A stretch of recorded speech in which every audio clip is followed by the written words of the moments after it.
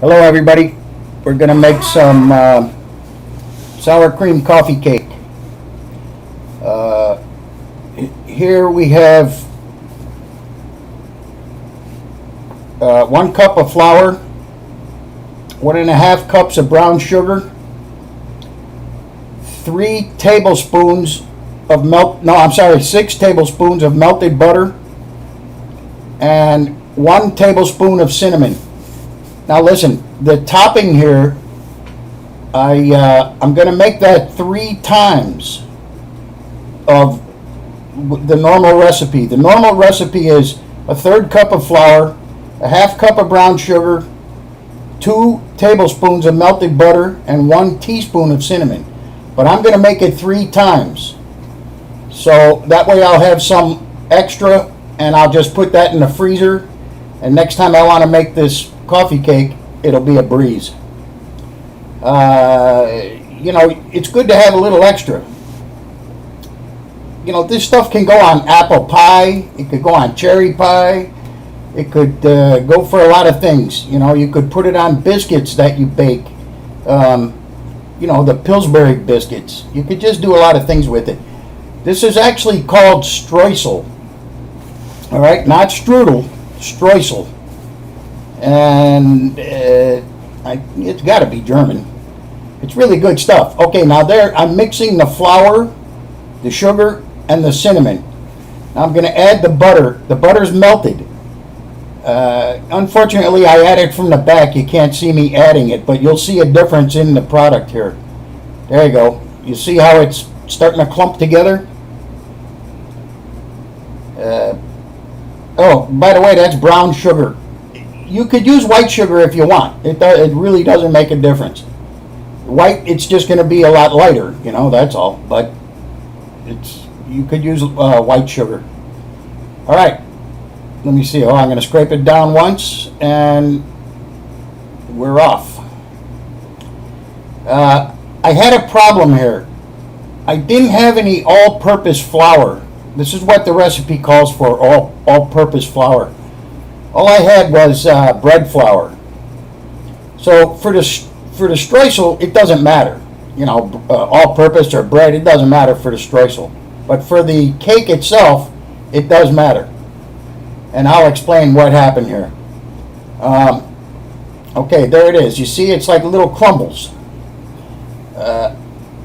Okay, now wait a minute. Before I explain that, hold on. Now in the bowl now is 1 cup of butter. It's 2 sticks of butter. You could use margarine if you want. You could use half and half butter, half margarine if you want. Doesn't matter. You could use all margarine if you want. I just like butter. Butter. Okay, so that's 1 cup of butter. Now to that I'm going to add 1 cup of sugar and 1 cup of stevia. Okay, I'm not going to put 2 cups of sugar. That's what the recipe calls for, but I'm not putting that in.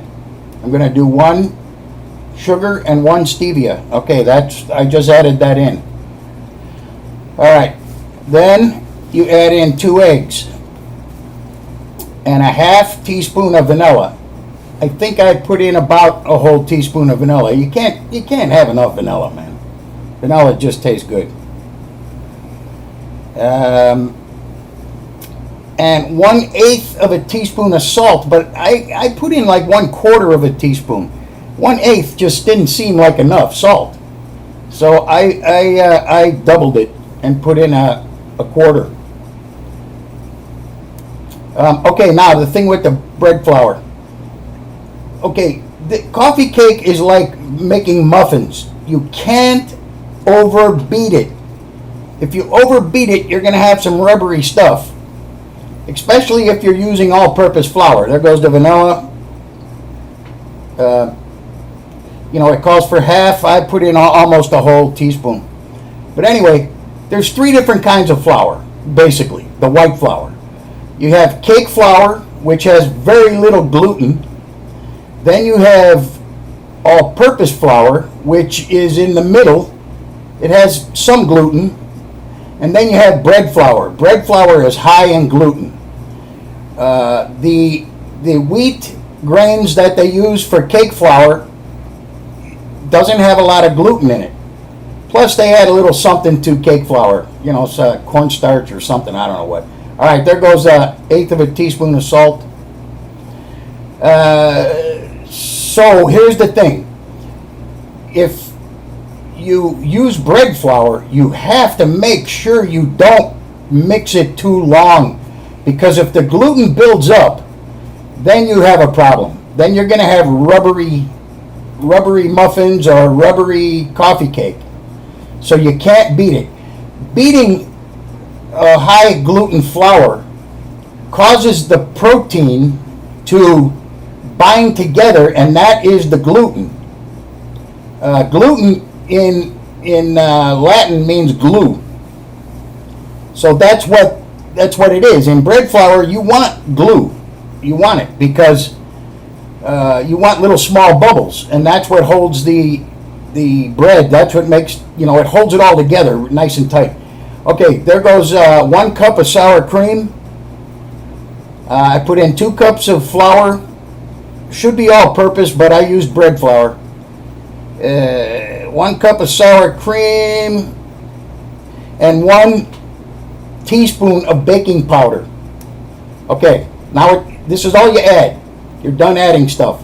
Just make sure you don't beat it too much. All right, I'm going to turn it on high speed for about 2 seconds, and that's it. Boom, it's done. Okay, now we're going to scoop it out into the pans. It is a pretty thick dough. You know, it's not runny like cake. Okay, so to get back to the flour thing, make sure you don't mix it too much, because it's going to be real tough, especially if you use bread flour. Just don't mix it too much. Okay, all right, there I am, smoothing it out. Okay, now we're going to add 1 layer of streusel. Coming up here, there it is. Oh man, that stuff is good right there. Woo-hoo! Oh mama! Yay! Okay, now we're going to put some more dough on top of that. Smooth it out, and then more streusel. Like I said, it's good to have streusel laying around. You know, keep it in the freezer. You know what my mom used to do? She used to take those Pillsbury biscuits and put grape jelly on them, and then streusel on top of the grape jelly. Man, were they good. They were good, excuse me. Alright, there we go. Now we're just going to add some more on top. And, oh, by the way, preheat your oven to 350. And it's going to take, I don't know, 35 to 45 minutes. I would start checking them at 35. You know, don't let them overcook. Alright, there they are. They're coming out. Now, the cake itself didn't turn brown because of the sugar. That's what I'm thinking. I added 1 cup of stevia and 1 cup of sugar. So it didn't really turn a brown on top, you know. But I got to tell you, it doesn't get any better than this. I'm going to eat.